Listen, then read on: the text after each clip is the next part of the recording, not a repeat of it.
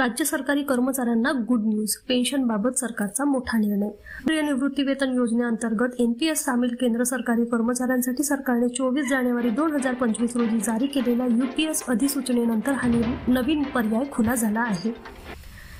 निवृत्ती वेतन नियामक मंडळ अर्थात PFRDA ने गुरुवारी एकीकृत निवृत्ती वेतन योजनेवर यूपीएस शिक्कामोर्तब केले। यामुळे सरकारी कर्मचाऱ्यांना निवृत्तीपूर्वीच्या अंतिम 12 महिन्यातील सरासरी मूळ वेतनाच्या 50% निश्चित निवृत्ती वेतन मिळविता येणार आहे।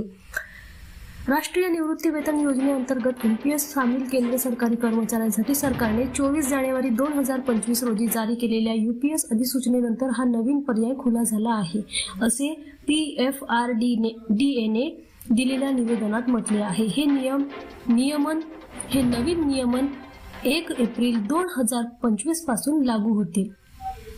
केंद्र सरकारी कर्मचाऱ्यांच्या या सर्व श्रेणीसाठी नोंदणी आणि दाव्याचे अर्ज 1 एप्रिल 2025 पासून 14CRA http://npscra.nsdl.com.in च्या संकेतस्थळावर ऑनलाईन उपलब्ध असतील। कर्मचाऱ्यांना अर्ज प्रत्यक्ष स्वरूपात सादर करण्याचा पर्याय देखील उपलब्ध करून देण्यात आला आहे।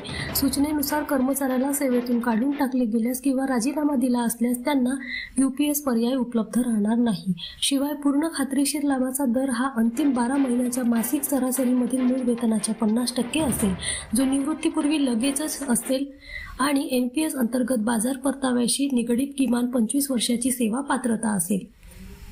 या अधिसूचनेमुळे 23 लाख सरकारी कर्मचाऱ्यांना 1 जानेवारी 2004 पासून लागू झालेल्या यूपीएस आणि एनपीएस यापैकी एकाची निवड करण्याचा पर्याय उपलब्ध होईल।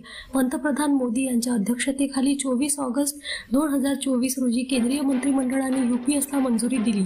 जानेवारी 2004 पूर्वी लागू असलेल्या जुन्या निवृत्ती वेतन योजनेअंतर्गत कर्मचाऱ्यांना त्यांच्या शेवटच्या वर्षातील मूळ वेतनाच्या 50% रक्कम निवृत्ती वेतन म्हणून मिळत असे।